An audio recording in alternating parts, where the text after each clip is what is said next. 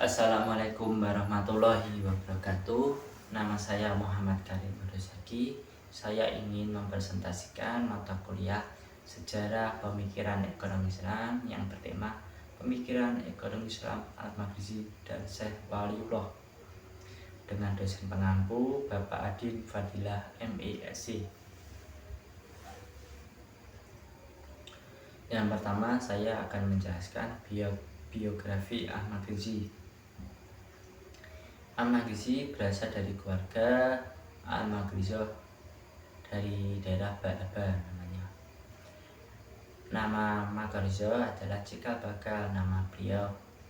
Dia lahir di Barjuan dari daerah Kairo yang pada tahun 766 Hijriah. Nama kecil beliau atau nama asli beliau adalah Taqiyuddin Abu Abbas Ahmad bin Ali bin Abdul Qadir Al-Husaini. Pemikiran ekonomi beliau dari interaksi dengan Ibnu Khaldun, ahli sosial dan ekonomi. Al-Magrizi wafat pada tahun 27 Ramadan 845 Hijriah atau 9 Februari 1442 Masehi. Riwayat karir beliau adalah pada usia 2 tahun dia mulai dengan karir menjadi sekretaris pemerintah atau Dewan Al-Usra. Selanjutnya dia menjadi mustasib atau menjadi pengawas pasar untuk mengawasi timbangan dan harga sesuai dengan syariat. Selanjutnya dia menjadi administrasi wakaf dan menjadi pegawai pada Rumah Sakit An-Nuri. Dua pekerjaan secara langsung. Administrasi wakaf adalah orang yang mengurusi wakaf atau tanah atau dana yang untuk kepentingan orang banyak, kepentingan umum. Selanjutnya dia pulang ke Kairo untuk mengajak keluarganya berhaji dan menetap sementara di sana. Menurut penetapan itu dia mempelajari hadis dan menulis sejarah. Selanjutnya dia pulang ke Barjuan Kairo untuk menulis sejarah dan menjadi sejarawan pada masa itu. Saya mengelapkan buku-buku beliau. Buku kecil ada Al-Nisa wa Al-Takasum Fima Baina Bani Umayyah wa Bani Hasim yang menjelaskan peristiwa sejarah Islam umum. Ada Al-Ilmam bi Akbar Man bi Al-Habasah min Mulu Al-Islam yang menjelaskan ringkasan sejarah beberapa penjuru dunia Islam. Selanjutnya menjelaskan buku Tarijum Muluk Al-Ghorab dan Al-Zahab Al-Masbu bi Zikman Hajah min Al-Khulafa wal Al-Muluk yang menjelaskan biografi para raja. Selanjutnya buku Sudyur Al-Uqud Fisik Al-Nuqud Al-Aqyal wa Auzan Al-Sariyah Risalah fi Al-Nuqud Islamiyah dan kitab Ikhatsatul Ummah bi Kasif Ummah yang menjelaskan ilmu murni atau sejarah beberapa aspek sosial dan ekonomi di dunia Islam pada umumnya pada masa Mesir. Saya mengembangkan buku besar menjadi Al-Durrul Al-Mudiah fi Tarikh Al-Daulah Al-Islamiyah yang menjelaskan buku sejarah Islam umumnya. Asalnya buku Al-Kabar Al-Basar menjelaskan buku sejarah dunia. Ada bukunya Al-Mawais wa Al-Itibar Bizik Al-Qihafah wa Al-Aqsar. Selanjutnya buku Kitab Itias Al-Hunafa Bizik Al-Aimah Al-Fatimiyah Al-Khulafa dan kitab Al-Suluk fi Ma'rifah Dual Al-Muluk yang menjelaskan sejarah Mesir pada masa Islam. Buku yang paling terkenal adalah Iddasah al-Ummah bi Kasif al-Ummah yang menjelaskan Bani Mamuk yang mulai masuk dalam pemerintahan Mesir yang menjadi cikal bakal kehancuran Mesir. Sejarah dan fungsi uang Arab Jahilah sampai Rasulullah SAW. Pada masa itu menggunakan dinar emas dan dirham perak yang diadopsi pada Romawi dan Persia. Uang ini digunakan untuk zakat, untuk menukar barang dan jual beli pada masa Arab Jahilah sampai masa Rasulullah SAW. Selanjutnya ada masa Khalifah Abdul Malik Ibnu Marwan. Setelah ada stabilitas politik dan stabilitas keamanan, umat Islam mulai membuat uang sendiri, yaitu dinar dan dirham Islam. Selanjutnya ada masa dinasti Ayyubiyah. Bani Mamluk Burji mulai masuk dalam pemerintahan. Selanjutnya memerintahkan untuk membuat uang fulus atau uang logam yang berbeda pada masa sebelumnya. Uangnya adalah uang emas dan perak. Uang fulus ini untuk barang-barang yang kecil harganya, karena 48 fulus sama dengan 1 dirham emas. Selanjutnya pada masa Sultan Al-Kamil, uang ini menjadi dominan dan menjadi mahal, sehingga 24 fulus menjadi 1 dirham. Biasanya orang-orang itu membeli dengan setengah dirham dengan barang yang sama. Sekarang 1 dirham dengan barang yang sama gitu, sering lebih mahal mata uangnya, nilainya. Selanjutnya implikasi penciptaan mata uang baru. Pada tahun 569 Hijriah, pada Sultan Salahuddin Al-Ayyubiyah, uang fulus sangat dominan, dicetak sangat banyak, sehingga uang dirham dan dinar itu tersisihkan. Tersisihkan itu lebih parahnya lagi kalau masyarakat itu disimpan dan dilebur menjadi perhiasan, sehingga uang dinar dan dirham itu sangat langka. Selanjutnya ada konsep daya beli uang yang sangat buruk. Jenis pemerintahan itu tidak peduli dengan masyarakatnya, tetap mencetak uang fulus sangat banyak. Sehingga daya beli real uang itu menurun. Itu contohnya kita itu jual beli dengan barang yang sama, 1 apel biasanya dihargai 1 dirham dengan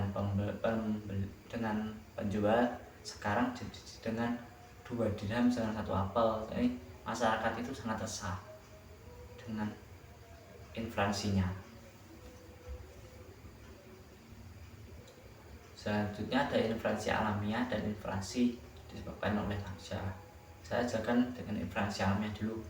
Inflasi alamiah itu disebabkan oleh alam, atau bencana banjir, atau wabah penyakit, atau wabah hewan-hewan yang sangat merugikan, sehingga itu masyarakat itu gagal panen, membuat kelaparan. Masyarakat itu protes ke pemerintah, dan pemerintah itu memberikan bantuannya untuk masyarakat yang kekurang makanan, sehingga itu membuat defisit anggaran itu tidak stabil. Karena pajak yang paling besar itu pajak pertanian.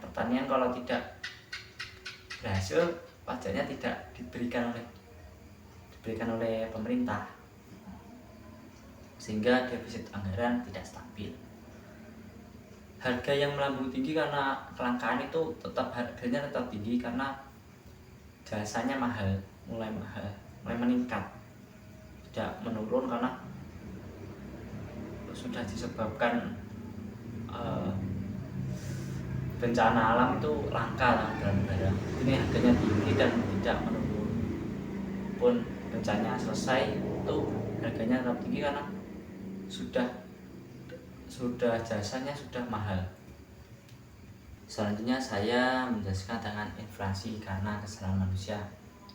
Inflasi karena kesalahan manusia itu berasal dari pejabat yang tidak cakap pada masa itu.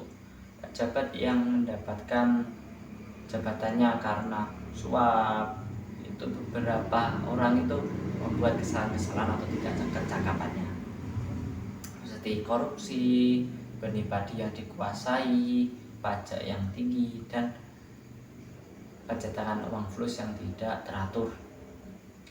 Aslinya pada masa itu pemerintah sangat ketat, tetapi karena pejabat-pejabat yang tidak cakap itu banyak pejabat lain yang masuk dalam pemerintahan. Pada masa itu pejabat yang terbukti bersalah, terbukti membuat kecurangan itu aslinya dibunuh mati dan disita kekayaannya. Ada benih padi yang dikuasai itu membuat harga operasional penanaman padi sangat tinggi, sehingga harganya sangat tinggi juga untuk dijual belikan. Selanjutnya pajak yang tinggi. Pajak yang tinggi itu pajak pertanian, sehingga banyak orang yang berpindah pada masa itu Mesir ke luar Mesir. Dan pada masa itu uang fulus yang operasionalnya pembuatannya sangat rendah karena hanya logam bukan perak dan emas, itu membuat keuntungan kan ke pemerintah, dan pemerintah itu membuat sebanyak mungkin uang fulus sehingga keuntungan ke pemerintah banyak, tapi peredarannya itu membuat uang dinar dan dirham emas tersisihkan, uang utamanya itu. Selanjutnya saya akan menjelaskan biografi Syekh Waliullah. Syekh Waliullah lahir pada 114 Hijriah atau 1703 Masehi. Selanjutnya dia wafat pada tahun 1176 Hijriah atau 1762 Masehi. Dia seorang filsuf. Filsuf itu seorang yang mempelajari filsafat, pemikirannya sangat kritis. Yang menjadi teolog atau orang yang mempelajari ketahuan dan penulis yang sangat produktif. Ia terdata menulis 51 buku, 28 buku bahasa Persia dan 23 buku bahasa Mekah atau bahasa Arab. Buku-buku Syekh Waliullah itu sangat banyak, tetapi saya menulis hanya 5 contohnya aja. Al-Fath Al-Munir fi Gharib Al-Quran yang mengkaji tentang tafsir Al-Quran. Az-Zahrawain berisi tafsir Al-Quran, surat Al-Baqarah dan Ali Imran. Ada buku juga Al-Musafa Sarah Kitab Al-Muwatta karya Imam Malik. Ada buku Al-Arba'in Hadisan yang berisi uraian tentang hadis. Ada juga Tarojum Al-Bukhari yang berisi uraian tentang hadis juga. Buku yang terkenal adalah Hujatul Al-Balik yang menjelaskan tentang kerjasama. Kerjasama itu bisa tentang tenaga, tentang pertukaran barang, itu yang biasanya dalam pekerjaan pertanian. Tapi kerjasama itu yang sangat dihindari adalah riba dan judi yang membuat kerjasama itu terpecah belah, karena itu membuat tidak halal dan saling menjatuhkan. Dalam pemikiran Syekh Waliullah ada pembagian faktor ekonomi bersifat alamiah seperti tanah wakaf. Tanah wakaf itu tanah untuk kepentingan umum, biasanya dibuat untuk masjid atau tempat istirahat atau rest area. Dalam pembagian bersifat alamiah itu ada sistem warehouse atau sistem antrian.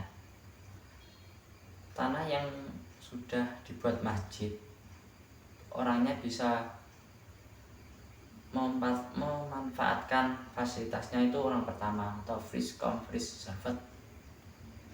seperti ini dimanfaatkan untuk istirahat, untuk menunaikan sholat.